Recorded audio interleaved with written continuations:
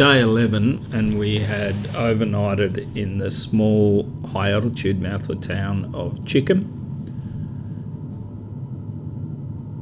We were told the night before that even though the road out of Spiti is only around about 100 kilometres long, it's going to take at least 5 or 6 hours if the weather's good to get through.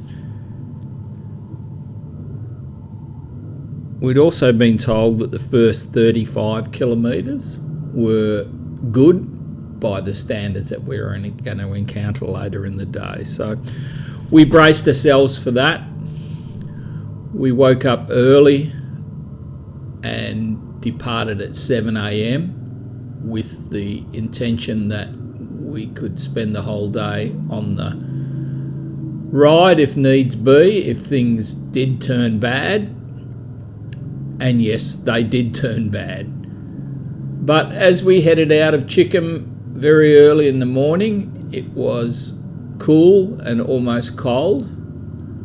And we were looking forward to what was ahead for us for the day as we took the road out of Spiti Valley and left after nearly 10 days in the valley.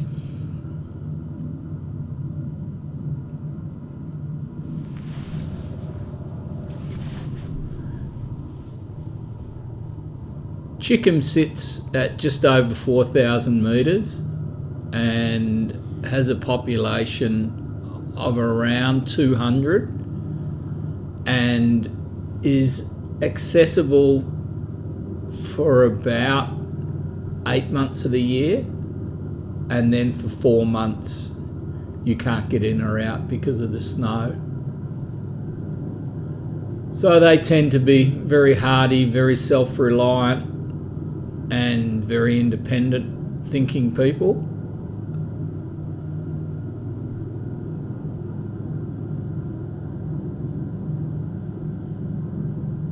It was harvest time when we were there, so the whole village dropped whatever they were doing and helped everyone to do the harvest, because the harvest is basically what the animals are going to feed on over the coming winter months.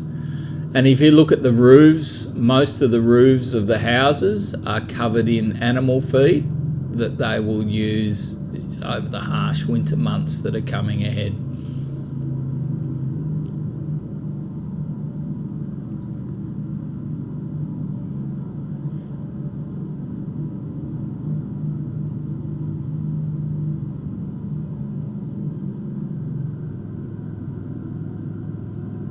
The weather's great, it's cool, but it's clear and there doesn't appear to be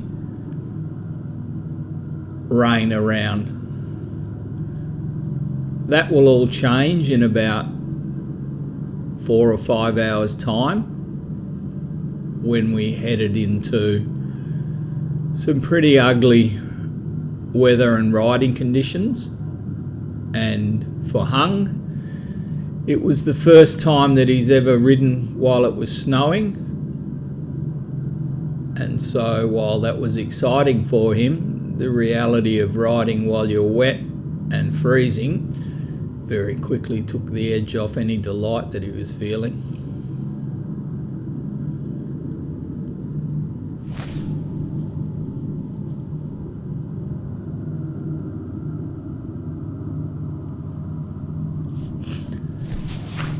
Our fuel tanks were basically full because we had topped up from the fuel containers that we'd filled the day before in Kasa. So we knew we had enough fuel, in fact well more than enough fuel, to get us out of the Spiti Valley and to where we were planning to spend the night. But there is absolutely no fuel for the whole of today, so you do need to be prepared.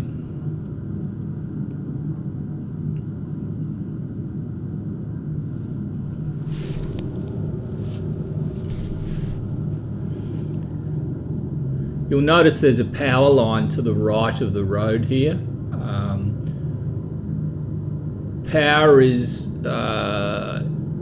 sporadic at best, and like most places with the exception of Kasa in the Spiti Valley, which is the capital of that region, you're best placed to assume that you're only going to have power for a couple of hours a day at best, and you may go for periods of 24 or 48 hours with no power. So a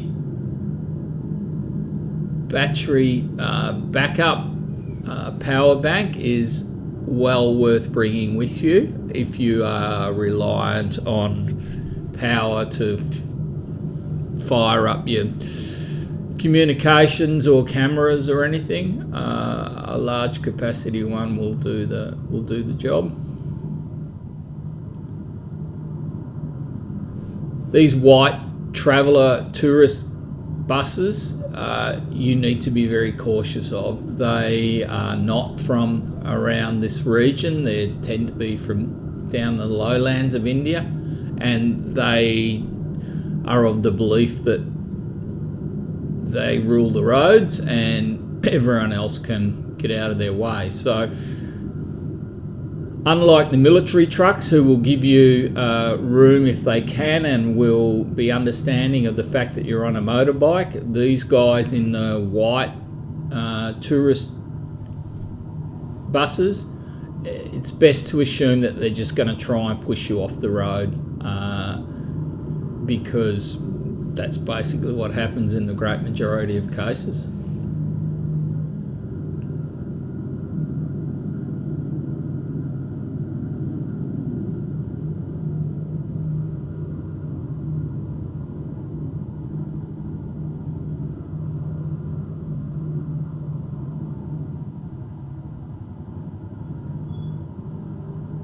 You can see here that I pull over because you just know this guy's not going to give me room. So, you know, we've got panniers on the side as well, so we're quite wide.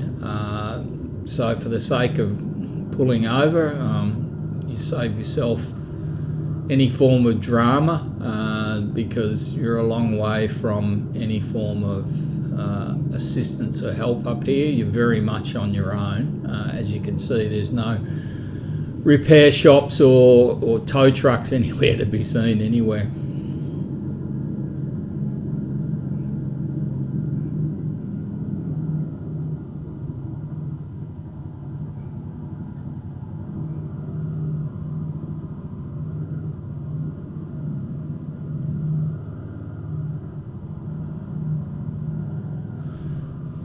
The tyres on the bikes were more road profile than road trail, and they performed really well on the sealed roads and also on the tracks themselves. But the minute that water started to get involved and mud started to kick in, as is what is going to happen to us later today, they are just, for want of a better word, useless.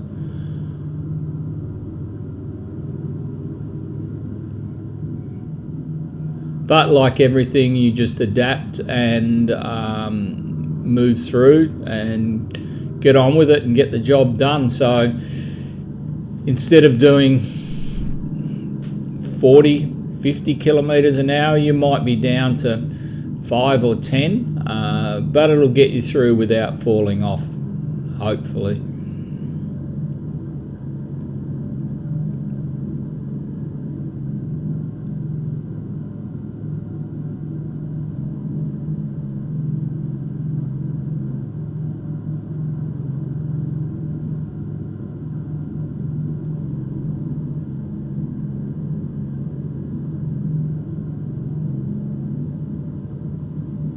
In the winter, this whole area is covered in snow and thick snow, so much so that if it's possible to get in, some people will try and come up and go skiing, but it's still a pretty remote region.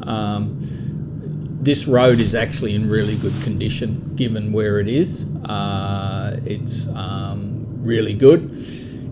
This only lasts for another 40 minutes and then all hell starts to break loose where we end up going 85 kilometres in just under 6 hours.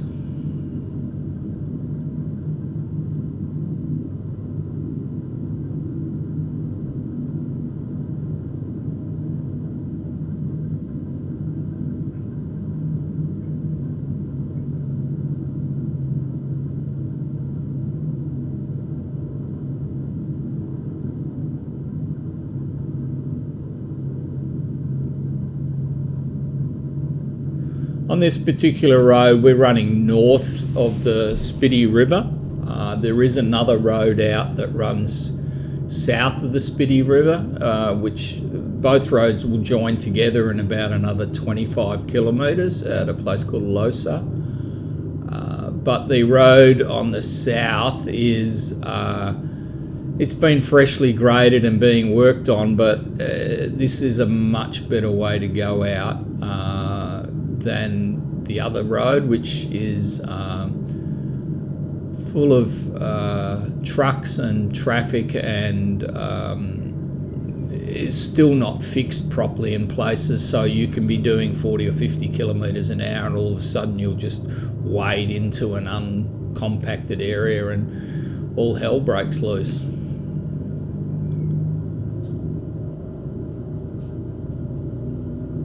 So at this point it's all good, we've got no problems. Little did we know what was about to hit us in around about 40 minutes time, and then we really got tested.